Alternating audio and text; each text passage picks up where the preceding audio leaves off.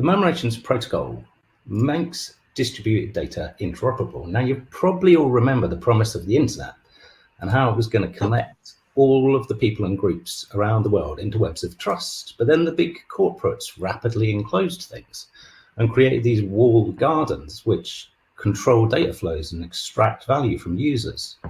And the smaller, well-meaning groups still survive, but their size makes them almost unnoticeable, and they're dwarfed by the massive marketing budgets of the evil empire. So to deliver on the promise of the internet, what we need to do is elevate those organizations within the resistance and expand their profiles to make them easier to find, and then weave them together into webs of trust. But that's easier said than done, because each group has its own bespoke database, its own bespoke data structure, and its own naming convention. So the data is not compatible across networks. This leads to a complete problem. So enter Murmurations, which changes the game by providing an open protocol which anyone can adopt to make their data interoperable. Murmurations solves the problems of incompatible field names by using this open source field library hosted on Git, to which anybody can contribute.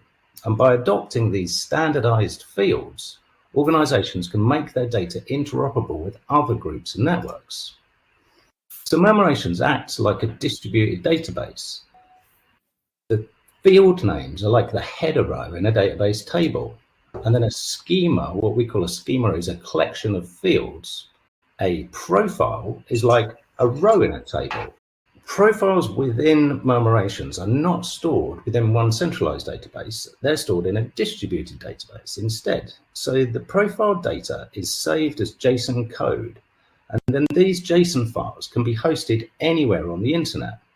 So the data is truly decentralized and users own their own data. So the regenerative networks we want to connect can create their own profiles and host them themselves on their own websites. And so can all of their members. And then they can register their profiles with the index to make them easily findable by others. And then anyone else can query the index to find the data that they want, to build maps, directories, and even systems and relationships maps. The index does not store all of the profile data. That remains with the people who host their own profiles. The index just stores enough detail to help you find what you need to build maps or directories. Murmurations provides a host of other free and open source tools to support profile creation and batch importing of large data sets. And then the Index Explorer, which provides a graphical user interface to help you explore what's in the index. You can also get there programmatically via the API, and you can use data within the index to make these quick embeddable maps. So these two maps you see here, Co-ops in London and Transition Towns around the world, were both made just using embedded iframes, and they just show a subset of the data within the Murmurations index.